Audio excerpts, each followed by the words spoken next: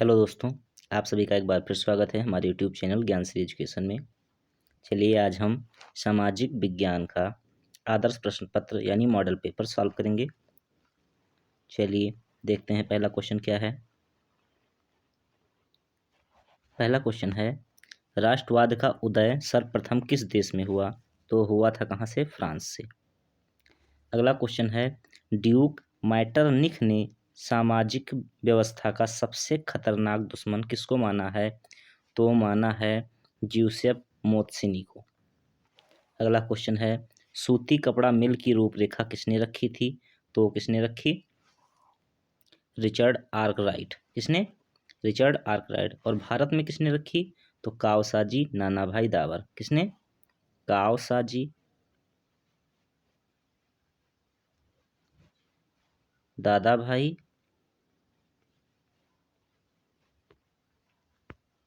कावसाजी दादा भाई दावर ने। किसने? कावसाजी दादा भाई दावर ने। इन्होंने इंडिया में किसकी रूपरेखा रखी थी? सूती मिल की रूपरेखा, वो भी मुंबई में रखी थी। चलिए अगला क्वेश्चन देखते हैं। अगला क्वेश्चन है, 1928 से 1934 के बीच भारत में गेहूं की कीमत 50% तक गिर गई। इसका कारण क्या था? तो ये गेहूं गिरने का कारण था अमेरिका में महामंदी आना। तो इनमें से कोई ऑप्शन सही नहीं होगा, यानी ऑप्शन द उपरोक्त में से कोई नहीं, क्योंकि उस समय मंदी चल रही थी अमेरिका में, जिसके कारण क्या हुआ था, गेहूं की या अन्य बहुत सारे सामानों की कीमतों में भी गिरावट आई थी। अगला क्वेश्चन देखेंगे। अगला क्वेश्चन है, 1448 ईस्वी में गुटेनबर्ग ने कौन सी पहली पुस्तक छापी? तो छापी थी बाइबल। क्या छापा था? बाइबल। अगला क्वेश्चन है, बेल्जियम में सामुदायिक सरकार का चुनाव कौन करता है? तो सामुदायिक सरकार का चुनाव वहाँ की जनता करती है। अब वो 3 भाषाओं के आधार पर, भाषीय आधार पर होता है, डच, फ्रेंच व जर्मन।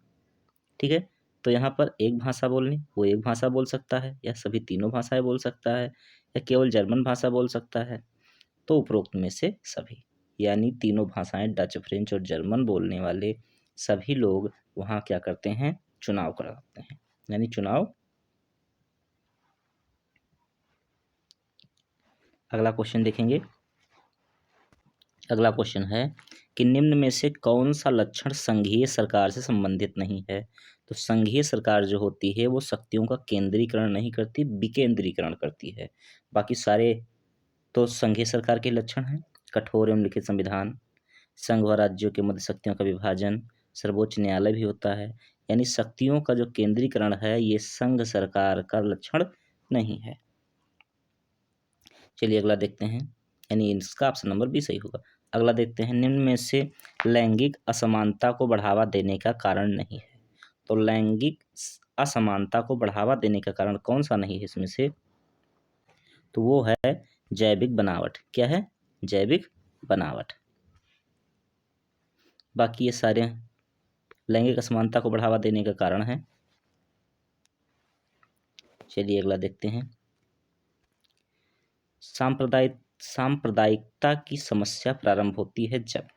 सांप्रदायिकता की समस्या कब प्रारंभ होगी? जब किसी एक धर्म की प्रधानता दी जाएगी, यानी ऑप्शन नंबर द इसका सही आंसर है। निम्न में से कौन सा राष्ट्र सूची का विषय नहीं है? तो राष्ट्र सूची का विषय शिक्षा नहीं है, क्योंकि शिक्षा समवर्ती सूची का विषय है। किस सूची का? समवर्ती सूची का विषय है, यानी ऑप्शन नंबर सा इसका सही आंसर होगा। निम्न में से पंजाब में भूमि संकुचन का मुख्य कारण क्या है? तो भूमि संकुचन का मुख्य कारण है अधिक सिंचाई। अगला क्वेश्चन है,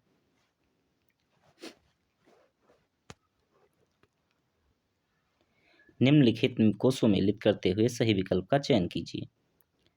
तो यहाँ पर चयन करना है। तो देखिए, भाखड़ा नागल बांध किस नदी पर बना हुआ है? तो भाखड़ा नागल बांध कहाँ पर बना होगा? वो होगा सतलज नदी पर। कहाँ पर? सतलज नदी पर। हीराकुंड कहाँ है? महानदी पर। सरदार सरोवर कहाँ है? नर्मदा नदी पर। टिहरी डैम कहाँ है? भागीरथी पर। यानी ए का 4, ए का 3, बी का 4, ए का 3, बी का 4 किसमें है? ऑप्शन सा में। यानी ऑप्शन सा इसका सही आंसर है।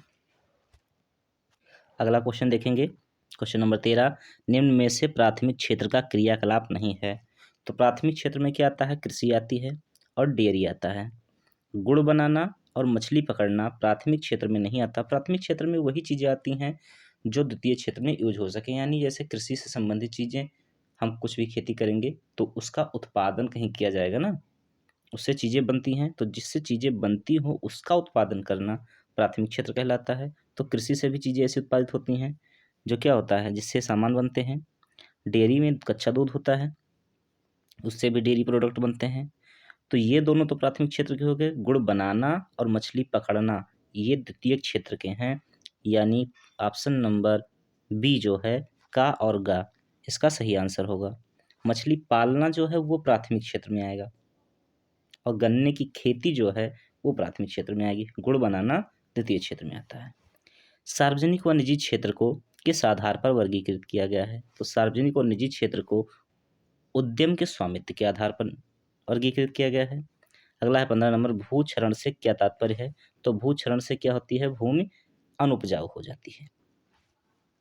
अगला है मगरमच्छ, गैंडा, काला हिरन किस जाति में नहीं आते हैं? तो ये संकटग्रस्त जाति में आते हैं, यानी ये सामान्य जाति में नहीं आते हैं। ये सारी संकटग्रस्त जातियां हैं, तो यहाँ पूछा नहीं आते हैं, तो ये आते हैं सामान्य जाति में। चलिए अगला क्वेश्चन देखेंगे।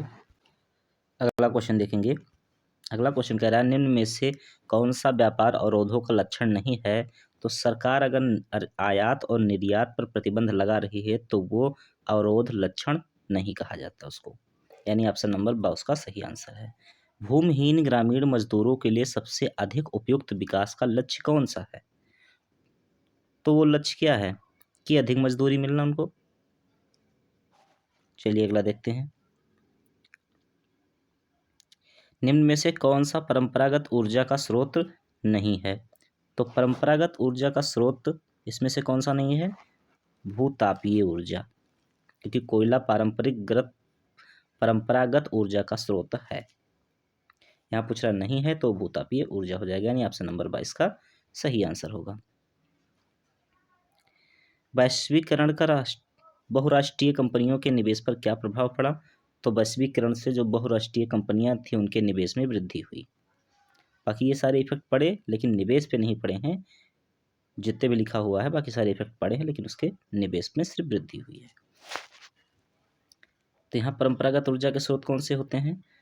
जो नॉर्मल हम यूज करते हैं, जैसे कोयला हो गया, लकड़ी हो गई, ये जो सारी चीज़ें हम परंपरागत हमारी जो पुरानी पीढ़ियाँ यूज करती थी उनको परंपरागत ऊर्जा स्रोत कहते हैं।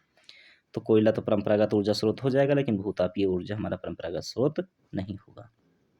चलिए, अगर आपको वीडियो पसंद आई हो तो लाइक कीजिए, शेयर कीजिए, सब्सक्राइब कीजिए।